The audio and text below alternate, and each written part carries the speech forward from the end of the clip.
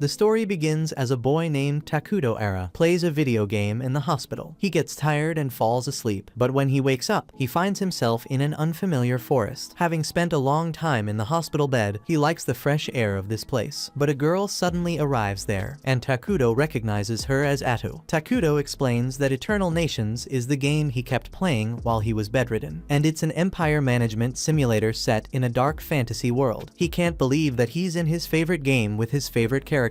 Atu calls him king, and he wonders if he should roleplay, but seeing him confused, Atu assures him that it's alright. She reveals that he was the first to clear nightmare difficulty using the toughest civilization, Minagra, the civilization of ruin. Atu notes that his brilliant strategies have placed him at the top of the official leaderboards, and she calls him the legendary player Takudo. He wonders how she knows this, and Atu mentions that she remembers every word that he said to her. Takudo tells her that perhaps he used her as his character because he wanted to become strong like her, and he is glad that they're able to talk face to face. She is also glad to meet him, and he wonders if this is heaven, asking if she is the one who summoned him to this world. Atu informs him that she also suddenly found herself in this place, but she doesn't think that it's heaven, because it looks more like the world of Eternal Nations. Atu thinks it's a miracle, and she is just happy to meet him. She says that she has no idea what this place is, but she just wants him to start over with her and build an empire just for the two of them. Takudo is also clueless about this place, and he has no idea what's going on. But since he is already here, he wants to do it again. He wishes to recreate his blissful days, and he agrees with Atu's idea of building a nation just for the two of them. Atu then gets into character, telling him that she will serve him from this point on, but Takudo thinks it's embarrassing to act like this in real life, which she agrees. Takudo confidently declares her his only vassal and confidant, and he tells her that although everyone calls them the most evil empire, they specialize in internal affairs, so they both believe they should shut in. After that, Takudo summons a long-legged bug as a scout, using emergency production, but they both find it disgusting. He explains that Minagra is a peaceful civilization that governs over evil and ruin, so they need to act with that in mind. Atu realizes that it means they must avoid being detected early in the game, which Takudo agrees with. He commands the scout to gather information on the surrounding area, and she reminds it not to disappoint their king, so it immediately rushes out. Atu is glad to see that it listens to orders, and Takudo thinks that it's just like the game, stating that he can also see the scout's vision to some extent. Takudo reveals that they had a total of 200 MP, and he used 100 MP to summon the scout, while it will cost them 20 MP to set up their initial base. Atu thinks the emergency production is costly, and Takudo tells her that he wanted to summon a warrior, but he can't do that with their limited mana. She feels sorry because normally she would be confident in taking care of things in the fighting department, but since they are starting afresh, she is not strong enough right now. He states that she is from the hero unit, so she will grow stronger with time, but right now her level is only 3, and if a powerful enemy shows up, their empire will be destroyed. Takudo thinks the difficulty level is quite high, which worries him, but she asks him to cheer up. Meanwhile, the scout continues to check the surroundings, and Takudo gets a general idea of the area around him. He is surprised that there is nothing but trees out there, and Atu thinks trees are good for hiding, but she also finds it strange that there are no signs of wildlife. Takudo informs her that there is also no food here, so they will have to continue scouting for a while. Atu apologizes that she can't be of more help in this, and he mentions that it's fine, because it's already a huge help to have her by his side. She is extremely happy to hear it, and he is surprised to see this side of her, because he couldn't grasp her personality in the game. Takudo suddenly sees a dark elf settlement through the scout's vision, and he notices that they are all gathered not too far from their location. After learning about the presence of dark elves, Atu realizes they are really in the fantasy world, but it's a bit of relief as dark elves tend to be neutral, leaning a bit towards evil. Takudo wonders if this means that they are in the world of Eternal Nations, and he thinks that it would be bad if this were someone else's starting territory. He wants to avoid war right now, and he thinks that they should do their best to stay hidden for the time being. Takudo mentions that bordering another empire is the worst thing that can happen to them, but Atu tells him not to worry, stating that they can just run away in the worst case scenario. He agrees with her, and mentions that their kingdom loves peace, so they should just gather more intel on the area, and if things look bad, they can run away. As they are still celebrating their new strategy, they are disturbed by the sudden arrival of some dark elves there. The scene shifts to the past, where we see the same group of dark elves who met Takudo roaming around the forest in search of food. The group members tell their captain, Jia, that they should just leave the cursed lands, but he reminds them that they have no other option, since they were already driven out of of their land, and they have nowhere else to go. He doubts that the children can endure this any longer, and he is sure that there must be food somewhere around here, as there is a lot of vegetation in this place. One of his team members named Emily explains that the lands are a sea of trees, stretching across the edge of Idaragia's uncharted territory, and ancient texts say that something evil is sealed in these lands, which doesn't allow life to prosper here. Gia thinks this is just a superstition, and he mentions that the trees here are really dense, and he is sure that they can find something to eat. Gia states that they shouldn't give up hope, believing that the spirits of their ancestors are going to show them the way to overcome this trial. He agrees that this forest is unsettling, but he doesn't have the option to turn back for the sake of his people. Just then, he comes across Takudo, and he notices he is surrounded by darkness, which scares him as he believes Takudo is dangerous and pure evil. Gia thinks one wrong move and his entire race will be wiped out, so he decides to kneel before him. He introduces himself as Captain Gia of the Dark Elf's clan called Mazaram. He mentions that he can sense Takudo is a powerful and noble being, so he apologizes for trespassing on his lands. Atu is glad to see that they understand what it means to set foot here, and she wonders what made them break the taboo of coming there. Gia explains that their clan once resided in the central lands of Idaragia, but as he is blabbering about how he got there, Atu tells him that she doesn't have the time for this, asking him to cut to the chase and get straight to the point. He reveals that they were chased out of their lands, and they had nowhere else to go, so they came to this forest. Takudo asks them if they are hungry, which surprises Gia, but Atu tells him to answer, so he mentions that their persecution was so severe that they had to flee, leaving behind all their belongings. They ran out of food along the way, and they haven't eaten in days. He wonders why they have to endure cruelty like this, thinking that they have done nothing wrong, and all they want is a safe place to live. Just then, Takudo summons some apples, and he tells them to eat, but it's the first time the elves are seeing apples, so Gia wonders if he should start eating immediately, but he thinks it might look offensive. However, he notices his teammates eating the fruits without any worries, and they seem to be enjoying it. Takudo gives them some pears as well, and Atu asks Gia to enjoy the food her master has given them, but Gia bows down, asking if he can take these fruits to the ones left behind, as there are children among them who haven't eaten for days. Takudo hears his plea and gives them more food, which shocks Atu as she doesn't like him wasting his powers like that. After seeing his kindness, Gia thinks about how the Dark Elves are a reviled race that fled from the light, and it was only through the mercy of the elves that they were even allowed to survive. They have endured so many difficulties, and they are forced to live in places untouched by light. He believes no one has ever reached out to them like this, and they all thank Takudo for his gift, thinking it all seems to be a miracle. Gia asks him who he is, but Takudo doesn't answer, and simply tells them that the food belongs to them now. Meanwhile, we see that the other Dark Elves are starving, clinging to the hope that Gia is going to bring them something to eat. Just then, Gia and his group arrive, and they can smell the delicious fruits, which they all happily share with each other. One of them asks Gia how he managed to get this much food, so he mentions that they just happened to run into it, not telling her about Takudo. At night, as everyone is sleeping, we see Gia standing guard, and the village chief named Molter joins him. He mentions that the fruits that Gia brought back were very special, and even in his long life, he has never seen fruits like those. Gia agrees, and the elder asks what really happened. So Gia explains that they met the being of legends in the forest. The one Emily mentioned was sealed away in the accursed lands. The elder is surprised that he met the King of Ruin, and Gia inquires if he has heard of him. So Molter notes that he knows a bit about him from the old texts and folktales. It is said that when the world becomes overpopulated, the King of Ruin will appear, and he will destroy everything in existence, returning the world to a clean slate. No one knows if this is true, but also no one can guarantee that it's false. He asks if the being named himself, but Gia states that it never did, but it did look as terrifying as the name suggests. The elder wonders if he spoke with the king, and Gia tells him about Atu, who conveyed the king's words to them. The elder is not sure if what he met was the King of Ruin, but whatever it was, it doesn't look good for their future. Molter explains that now that he has eaten and replenished his mana, he can feel that something is not right in this forest. He asks Gia what he gave in return for the food, so Gia tells him that the being asked for nothing, which surprises the old man, since no evil thing in this world gives something without taking something in return. Gia says that they just answered some of his questions, and he believes the King of Ruin lent them a hand out of benevolence. The old man can't believe it, so Gia once again tells him that he believes the Great One pitied them and gave them aid, but it enrages Molter, since they only use the title of the Great One for those they respect. Gia believes Takudo deserves the title, since he saved their lives by offering those fruits, but Molter thinks he is under under some sort of spell. However, Gia rejects the idea, reminding the old man of the king's blessings on them, which gave them the strength to argue. He asks Molter that under these circumstances, what was he supposed to do? And even Molter doesn't know the answer to this question, so he just tells Gia that he did well. He mentions that, since he is their tribe's chief, in the future, he will handle negotiations with the king, and he is sure his experience will prove useful. On the other hand, we see Atu scolding Takuto for wasting his mana for the Dark Elves, and he states that he just felt bad for them. She tells him that he can't waste his mana when they are just starting out as a civilization, but Takuto asks her to cheer up, stating that he will do whatever she wants. Atu mentions that she is not that angry for him to grant her such a pleasure, and he states that he simply can't do this without her. It melts her heart, and she forgets her anger, so she starts apologizing for her rudeness. Atu tells him to command her as he sees fit. Then Takuto remembers that he couldn't really talk well with the Dark Elves. She mentions how she thought he was role-playing as a powerful being and letting his vassals do all the talking. His eyes fill with tears as he realizes that he is just socially awkward, recalling that he didn't have many people to talk to in his previous world. Right then, the scout bug returns and tells Takuto that the elves are heading back to the area. Takuto is caught off guard by their return, but he figures it makes sense after all. He gave them more food than they could carry during their last visit. He assumes they're back to collect the rest. With neighboring cultures so different from his own, conflict feels inevitable. Takuto really just wants the elves to grab the food and leave. He could demand they stay out of the forest, but that would mean having to talk to someone besides Atu, and he's not eager for that. Atu notices that Takuto is clearly bothered by the situation, so she proposes a solution. She'll take over all the negotiations on his behalf. This way, Takuto can maintain the image of a respectable king, rather than revealing his awkwardness. He thinks the idea sounds great, but hesitantly asks if it's really alright for her to handle everything. Atu reassures him that she's more than happy to help, and has no issue being his voice. A short time later, Molter and Gia arrive and kneel before Takuto. Molter introduces himself as the leader of the Dark Elf tribe, and expresses his sincere